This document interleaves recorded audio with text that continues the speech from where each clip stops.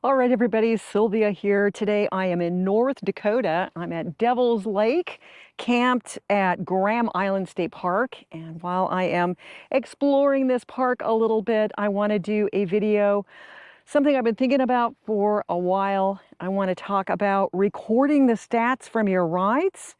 There are two main ways to do this. I'm going to talk about both of them, compare them, explain why you would want to choose one over the other, and then what can you do with this information once you have it recorded. So, all right, let's go.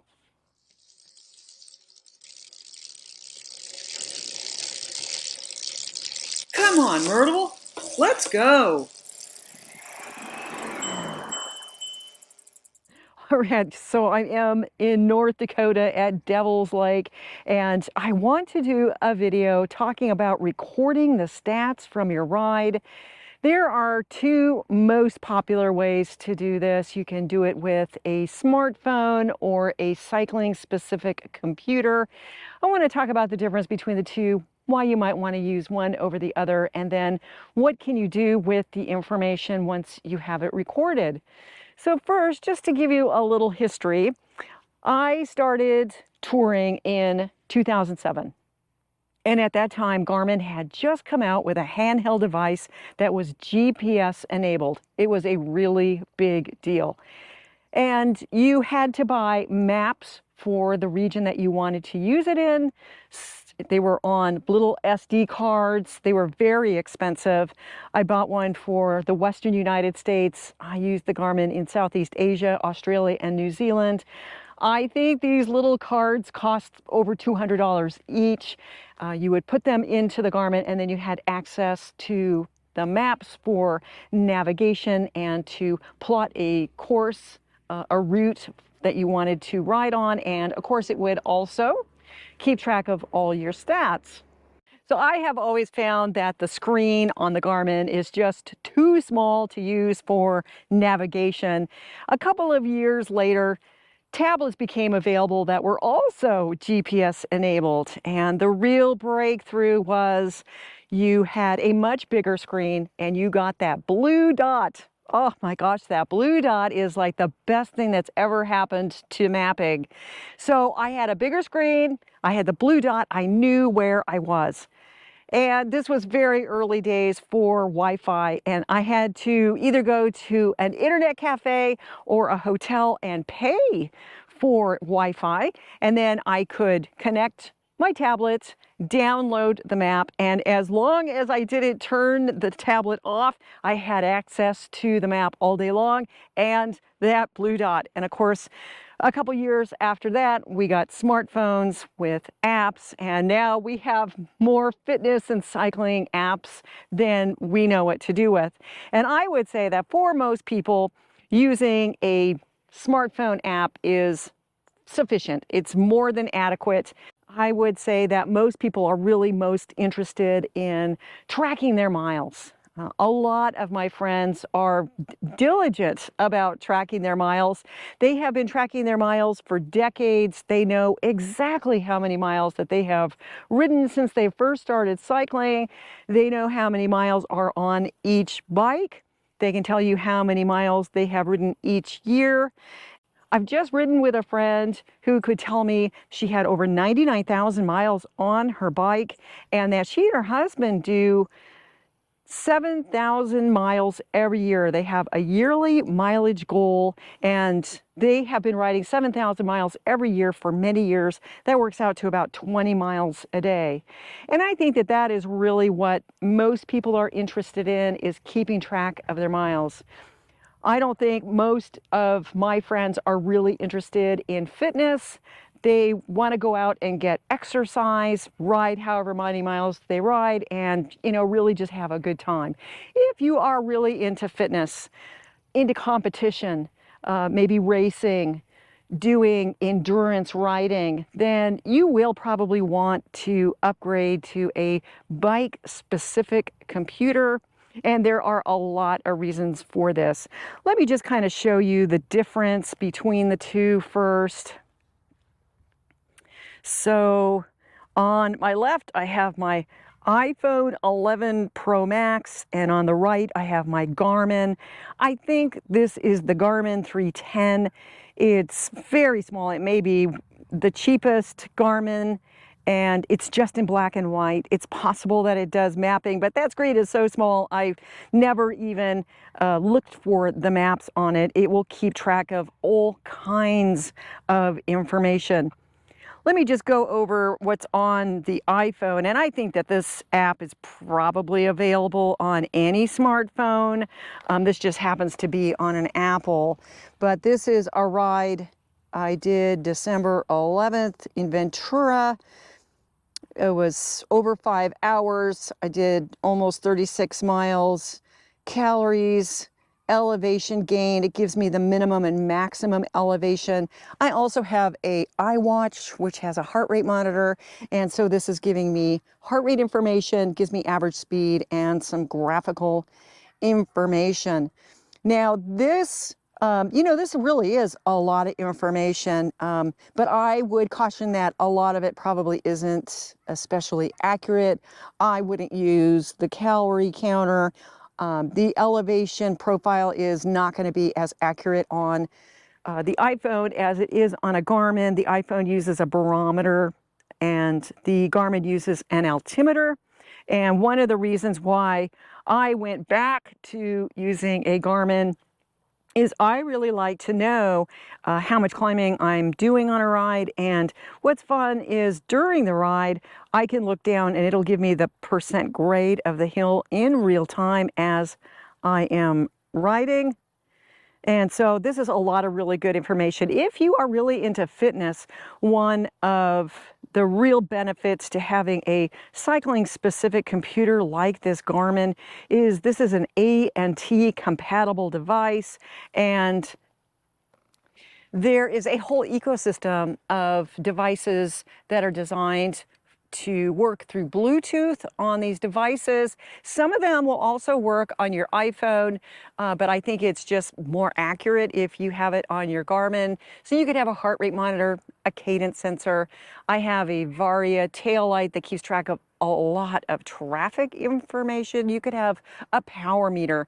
So if you're more into competition, into racing, endurance, if you want to improve your fitness, you're going to want to have some of these devices to help you track your fitness and achieve your goals.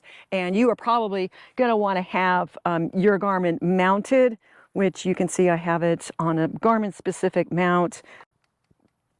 Pretty nice little mount. I'm not a big fan of mounting phones and other devices on my trike. And, this is really from years of touring. I'm just afraid, like I'm going to stop to get a cup of coffee, use a bathroom, and I'm going to leave it on my trike and come back and it's not going to be there. And for navigation, there's really no reason for me to have my phone mounted with all the vibration. I'm definitely going to have to stop and bring my phone closer to my eyes because I really doubt that I could actually follow a map if it was mounted on my trike. But these devices will work just as well in the bag as they will mounted. Okay, so you've gone on a ride, you've recorded all of these stats, and what can you do with it? For sure, for fitness, these metrics are really going to be important if you're trying to improve your stats, have a higher cadence, get faster. You've got a goal to reach, to do an endurance ride. Maybe you want to do Cycle Oregon, which is a week-long ride. Every day is a lot of miles, and it's really famous for a ton of climbing.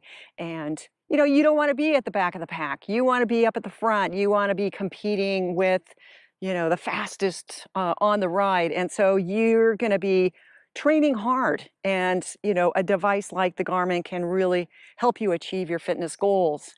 Another way you can use this is the records of all of these rides can be put on different websites, and probably the three most common are Strava, Ride with GPS, and Garmin Connect. And there are probably millions of rides posted, and you can use this just to discover new rides in your area. So do a search on these different websites for where you live and see what comes up. And you might be surprised how many people are doing rides that you never heard of. I have used it to visit friends and family. I'm going to be bringing my trike, and I want to find the rides in that area. And so I'll do a search and figure out the different places that I can ride, maybe different distances. Are they on roads? Are they on trails? A lot of the routes that are posted are from bike clubs, and bike clubs are really wonderful to ride with, especially in an area that you're not familiar with. You know, they're going to have maps. There's going to be people to look after you. You're not going to get lost. It's just a really fun way to meet people. Another really great way that I have used this information is to research for tours. So for instance, the last big tour I did was in Colombia in South America. I rode for 6 months, and I had an idea that I wanted to fly into Bogota. And then from there, I was going to ride into the mountains. And this is a very mountainous country. And I was going to be riding up to 14,000 feet. Looking at the map, to me, it looked like there was nothing but very small villages, and I didn't know if I was going to be able to handle the climbing, and I didn't know if there was going to be a place to stay. And I did a search, and a man had done the exact route that I was thinking of, and I was able to look at each one of his rides and determine that I was capable of all the climbing and the miles. And I used his name to search on the internet, and I found his blog. And on each day's ride, he also posted the name of the hotel he stayed at. And so even before I started this ride, I had confidence that I could handle each of the rides in this very mountainous terrain, and that I would have a safe place to spend the night.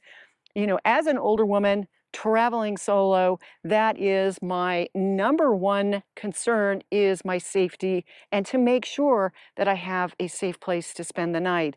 And once I got up and over the mountains, and the route he did took me right where I wanted to go, to the beach by the border with Venezuela. And once I was at the coast, I knew it was going to be very touristic, and there would be plenty of places to stay, and it probably wouldn't be mountainous either. So that really made just a really great tour.